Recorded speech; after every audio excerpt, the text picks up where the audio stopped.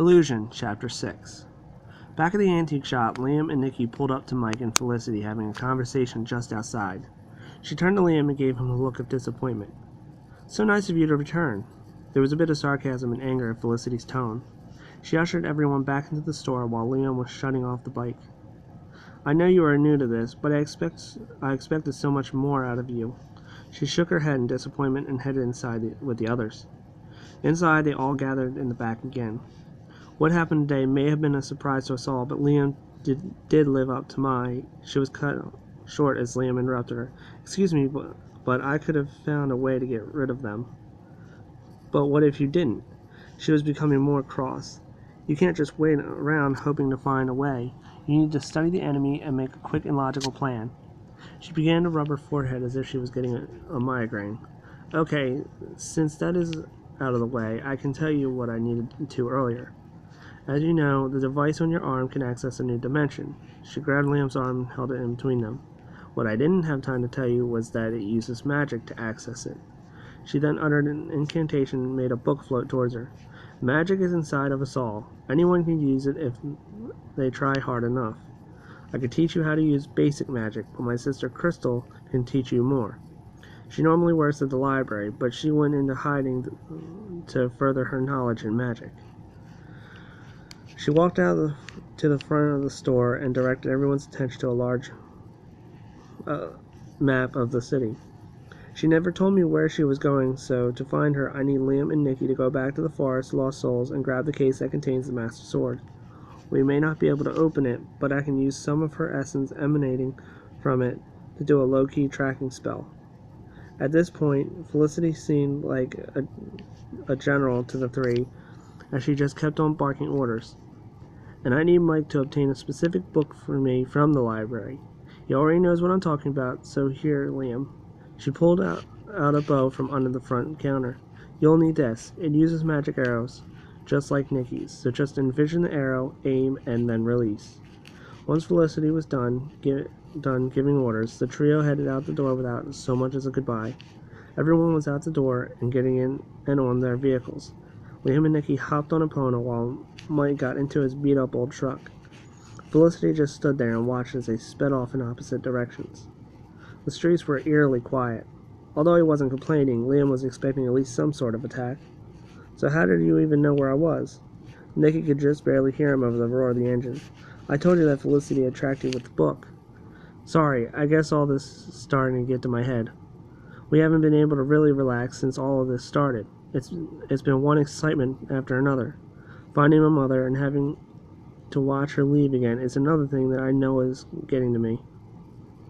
Liam kept his eyes on the clear roads as he yelled back over the sound of the engine. "I can understand why she was hiding, but to hide the fact that she is the goddess Hylia from her own son? I'm not mad, but sad that it was never even hinted." Not really understanding what he was going through, Nikki had no idea how to cheer Liam up. All she could do was to hold him tighter, signaling that she was there for him. There was an awkward silence the rest of the way to the forest. Liam pulled off the road and cut Epona off. The silence that emanated from the depths of the woods got both of them shivering. Nonetheless, Liam pushed on. It may not be as dangerous because of the battle that took place the last time, but it still had an ominous feel. The two stayed close as watchful eyes followed their every move. Unlike last time, they reached the sanctuary within minutes. The door was completely shattered, and the magic that separated the two realms were no more.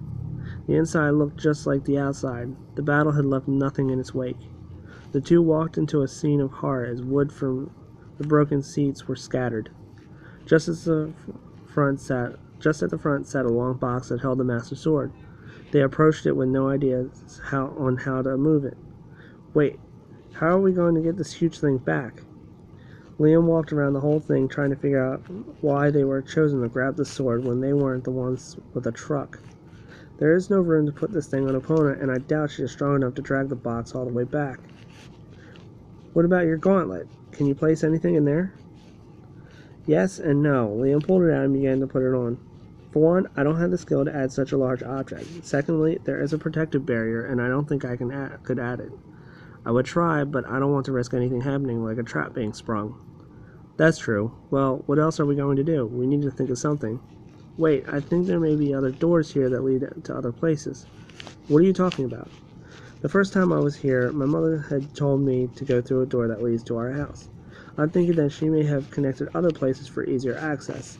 It's a long shot, but there isn't any other way we can transport this large case that far. Liam sped off down a hallway, urging Nikki to follow. They looked left and right for any doors, but there were none to be found. Hope was quickly fading. It was only when Link started kicking debris around in anger that his gauntlet appeared on his arm and began to glow a bright yellow. Behind the large box, a large section of wall broke away to reveal an old, dusty set of double doors. Nikki and Liam looked at the door as it began to open itself. The glow on Link's gauntlet had still been glowing, and a small image appeared from it. A hologram of Liam's mother somehow knew where to look as she talked directly to him. I am sorry, Liam. I knew you would one day make your way here. If you are getting this message, then I had to leave you, and you are in some sort of trouble in my absence. The hologram then pointed to a holographic wall that appeared next to her. This door was built for emergencies only.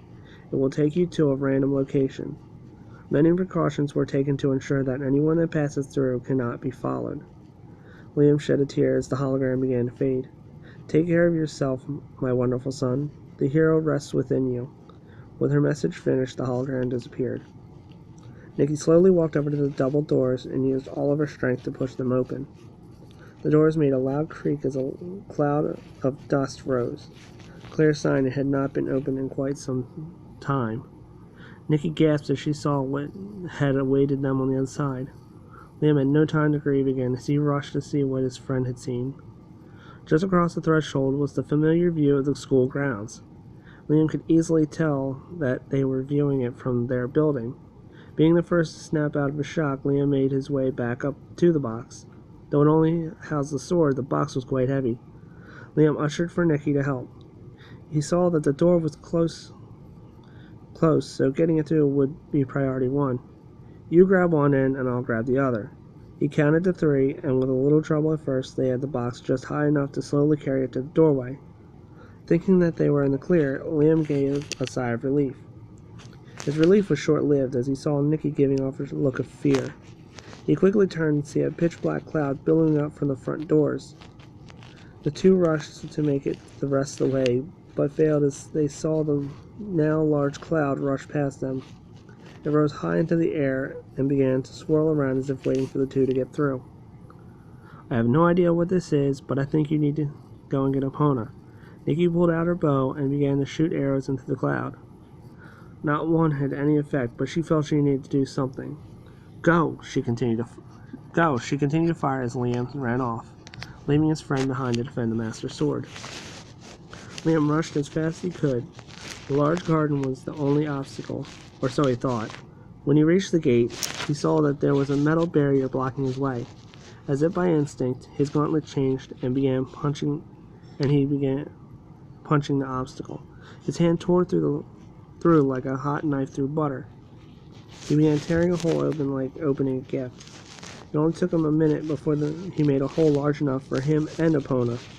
Making his way out and back around to where the bike was parked, he saw that she was somehow already revved up and ready. Not questioning, he got on and immediately turned her around.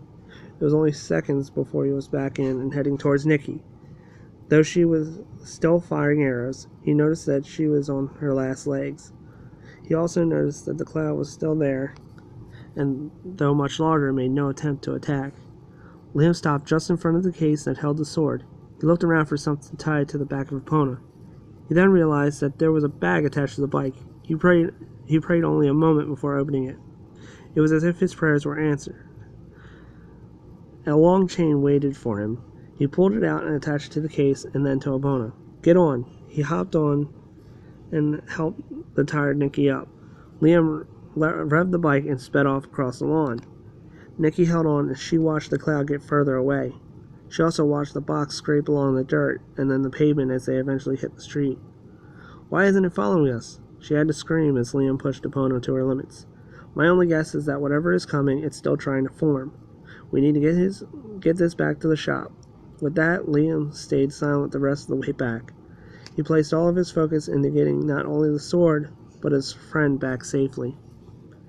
The sun began to rise as the shop came into view. The box that held the sword was still intact, and there were no monsters waiting for them. Liam parked upon it, and the two hopped off. They noticed that the door was wide open. Fearing the worst, the two rushed in. "Welcome back. I thought you would be back sooner." Felicity was tidying up her shop while the two had stood there in shock. "I assume you brought the sword." "Yeah, it was easy, but we got it. It wasn't easy, but we got it here intact." Liam showed Felicity out the door. "I was wondering if you knew anything about a pitch-black cloud." Felicity stopped dead in her tracks and slowly turned to Liam. "You didn't let it escape the forest, did you?" "What is it?" Felicity grabbed and squeezed Liam's shoulders tight. "The beast that will rise from the shroud of darkness has the power to level the city. It was held in a shrine deep within the forest of lost souls." Felicity rushed to the box and held the sword and gave it a quick look over. "There's only one way to vanquish it. We need to get the Master Sword out, and I need to teach you how to draw upon the light of the hero." "Excuse me?" Liam's question was cut short as a familiar truck came puttering down the street. It stopped just a few feet from the shop. White had stumbled out onto the ground. He was only able to hand Felicity a book before passing out.